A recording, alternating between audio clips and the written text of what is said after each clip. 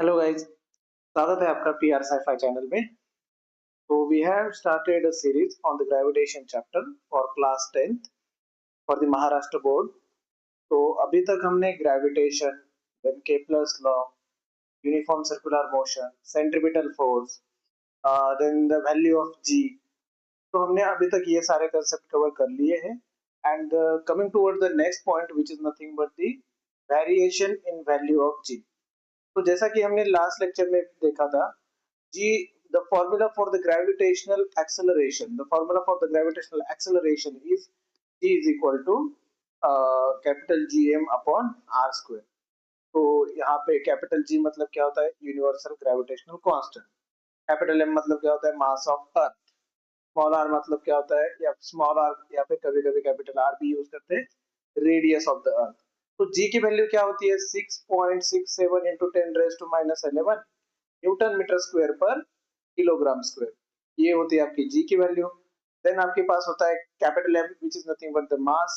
मास क्या होता है? 6 into 10⁻24 kilogram, right. And radius is your 6400 kilometre में होता है। आप इसे मीटर में कन्वर्ट कर सकते हैं, which is nothing but 6.4 into 10⁻6 metre, right. तो चलिए अभी देखते हैं कि जो जी की वैल्यू है जो हमने यहाँ पे कैलकुलेट की थी, what was that? The value is G is equal to, value थी अपने पास 9.77 मीटर पर सेकेंड स्क्वायर, राइट। तो मोस्ट इंपॉर्टेंटली, क्या ये वैल्यू अर्थ पे हर जगह पे सेम होती है? मेरा क्वेश्चन ये है कि will the value of ji, okay, ये जी की वैल्यू अर्थ पे सभी जगह पे सेम होती है? तो आंसर है नहीं। ओके, तो ये वैल्यू यहाँ पे हर एक पॉइंट पे सेम नहीं होती। व्हाई? बिकॉज जो अर्थ का शेप है, अर्थ का जो शेप है, that is not exactly spherical. Okay, ये एक एग्जैक्ट स्फीयर नहीं है। तो यहाँ पे आपका जो रेडियस है, रेडियस में वेरिएशन करेगा। ये जो आप बोलते हैं ना एक अंडा type, okay, that flat at the poles and bulgy at the equator, ऐसा शेप होता है ऐसा शेप होता है अर्थ का।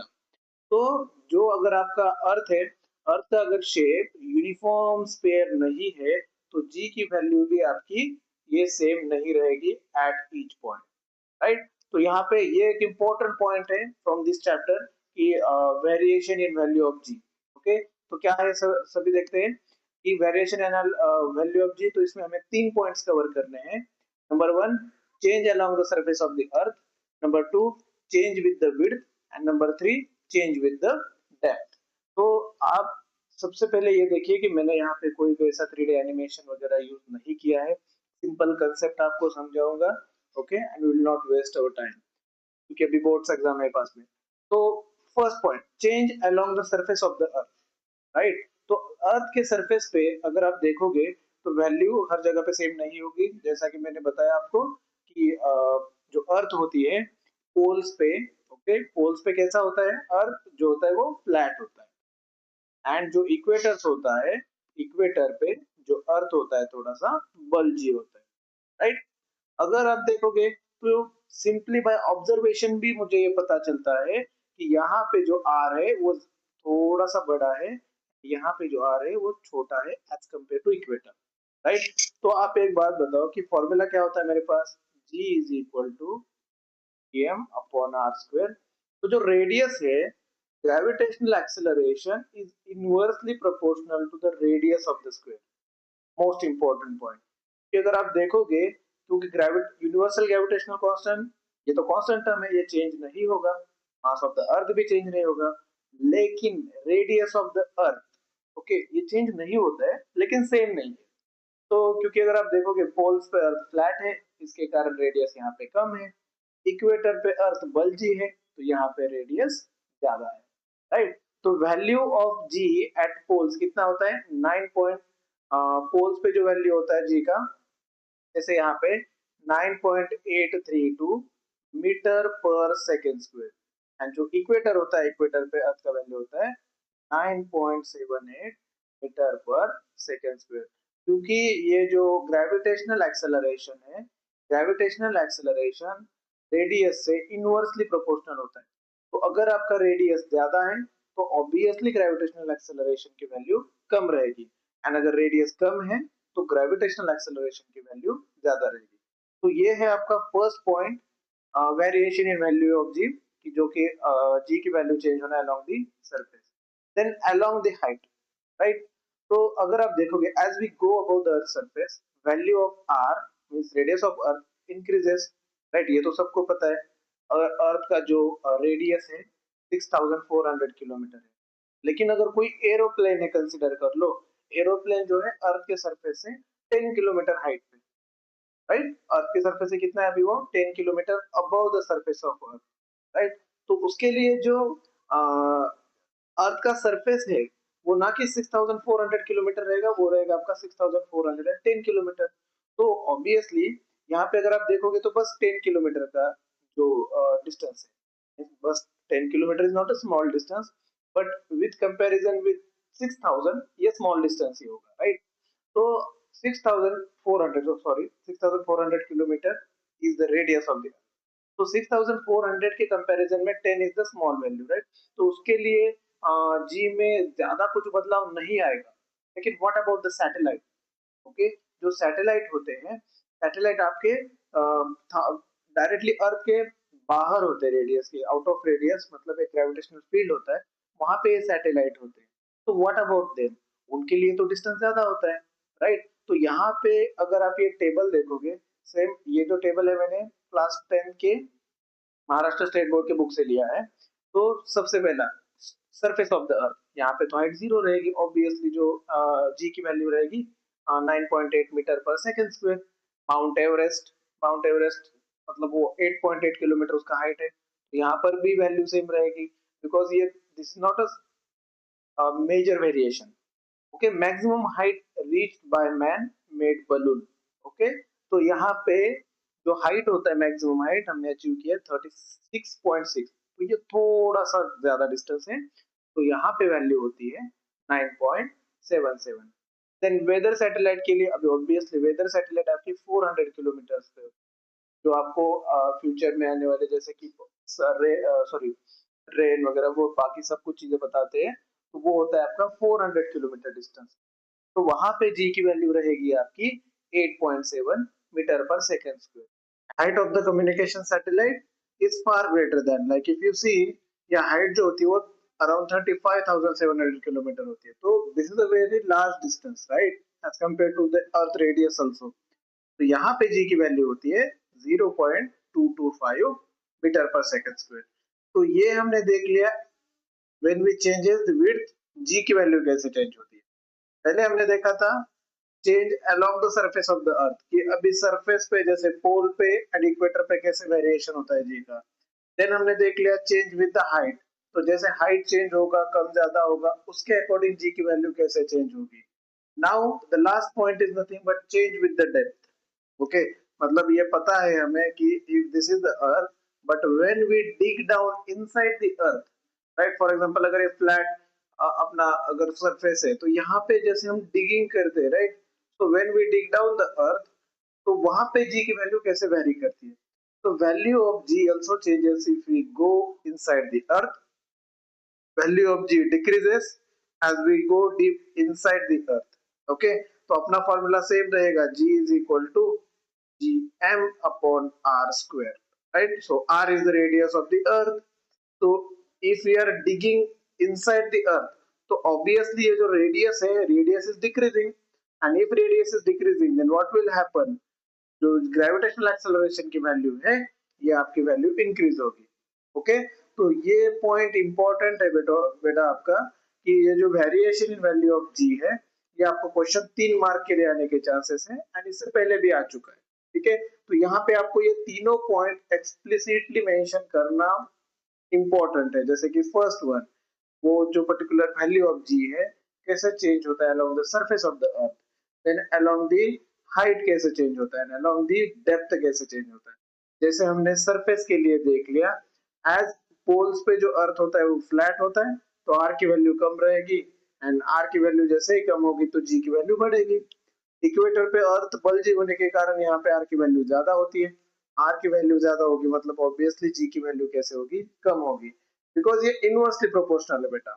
देन नेक्स्ट वन हमने देख लिया था अकॉर्डिंग टू हाइट कैसे चेंज होगा। जैसे जैसे हाइट बढ़ेगी वैसे वैसे आपका एक्सेलरेशन ये जो है आप देख सकते हो कि कम कम हो रहा है। And then along the depth, जैसे डेप्थ बढ़ेगी आपका ग्रेविटेशनल एक्सेलरेशन इंक्रीज होगा। Okay, let's come to the next point. तो next point is mass and weight. What is mass and what is weight? Okay, तो जब भी हमें कोई पूछता है कि हाँ भाई अब बताओ आपका वेट कितना है, तो आप क्या बोलते हो कि 40 किलोग्राम, 50 किलोग्राम, राइट? बट ये रॉन्ग है, right? This kilogram thing is nothing but the मास। आप उसको वेट नहीं, आपका मास बताते हो, राइट? तो यहाँ पे क्या डिफरेंस होता है मास एंड वेट में, वो हम देखते हैं। What is mean by mass? Mass is the amount of matter present in a body और एनी ऑब्जेक्ट, राइट? तो अगर कोई आपके पास ऑब्जेक्ट है तो how much amount of matter is present in this body, that is nothing but the mass। तो ये होता है किसी भी बॉडी का mass, right? The SI unit of mass is kilogram. Mass का जो यूनिट होता है वो किलोग्राम में मेजर करते हैं। And then mass is a scalar quantity. Okay, again I am asking, अगर किसी को भी डाउट है in this quantities, scalar and vector quantities, आप मुझे बताओ कमेंट सेक्शन में, then I can separately upload the video on the scalar and vector quantities। तो जनरली होता क्या है, पहले ये देखते हैं। मास इज सेम एवरीवेयर, क्योंकि ये किसी पे डिपेंड नहीं करता है, स्केलर क्वांटिटी होता है। तो अगर आप किसी दूसरे प्लैनेट पर भी जाते हो तो जो बॉडी का मास होता है that will be constant everywhere. Okay, and according to Newton's first law, it is the measure of inertia of an object. Okay, तो बॉडी के अंदर जितना ज्यादा मास रहेगा उतना ज्यादा वो पर्टिकुलर ऑब्जेक्ट का इनर्शिया रहेगा। ओके, हिंदी में एक वर्ड है जड़त्व करके। Okay, inertia is nothing but that जड़त्व, ऑब्जेक्ट कितना होल्ड कर सकता है। तो देखते हैं कि स्केलर एंड वेक्टर क्वांटिटी मतलब क्या होता है। तो क्वांटिटीज, ओके, फिजिकल क्वांटिटी में टू टाइप्स है।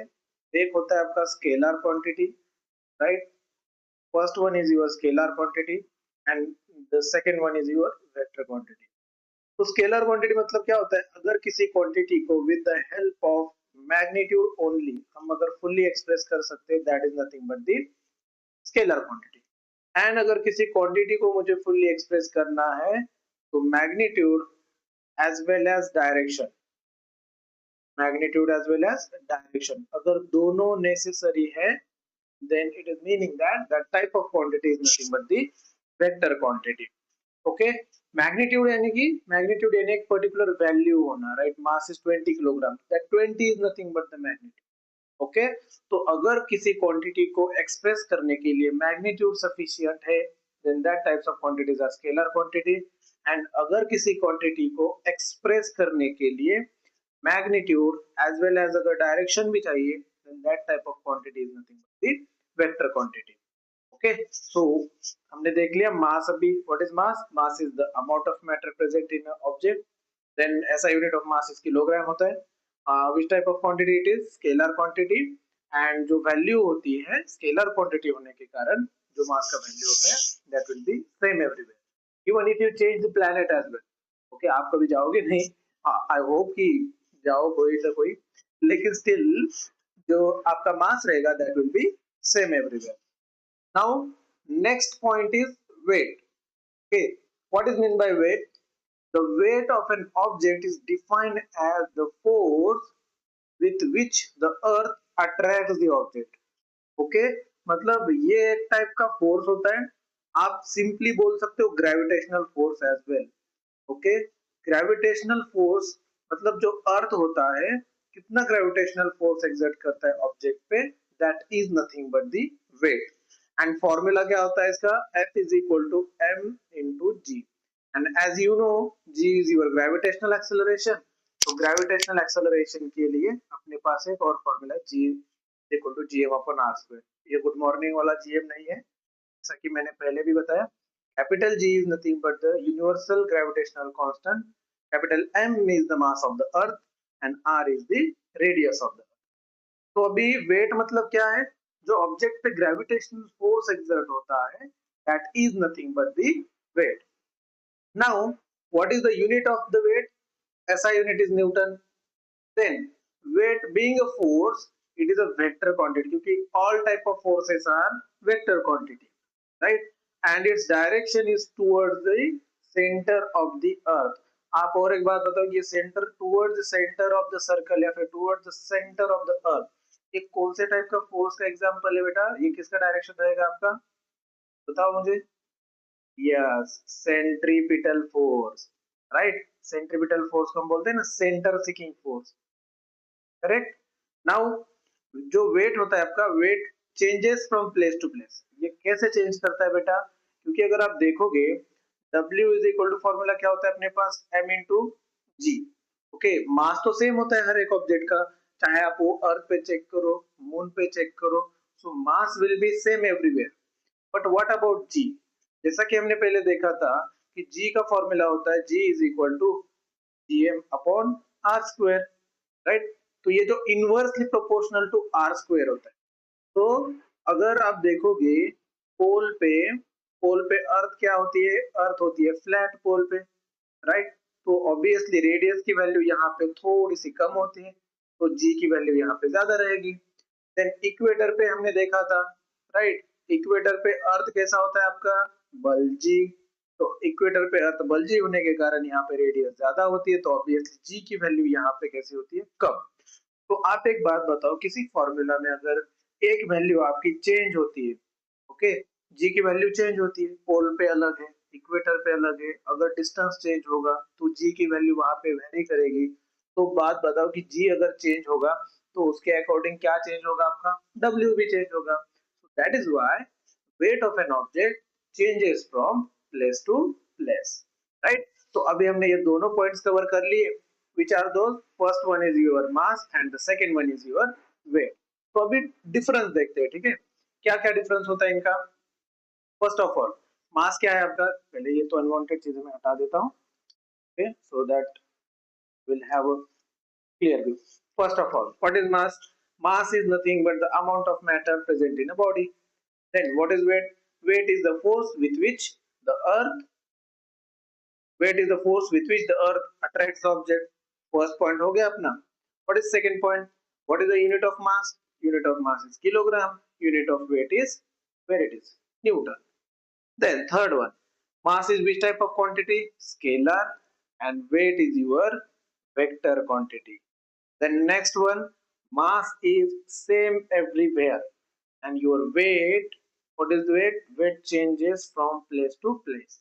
तो इस टाइप से भी क्वेश्चन आ सकता है, ओके, कि अगर आपका means difference between mass and weight, तो अगर 2 मार्क का क्वेश्चन है तो you should be able to write down their 4 points, 4 points each. 4 points आपके मास के होने चाहिए, 4 पॉइंट्स आपके वेट के होने चाहिए, ओके।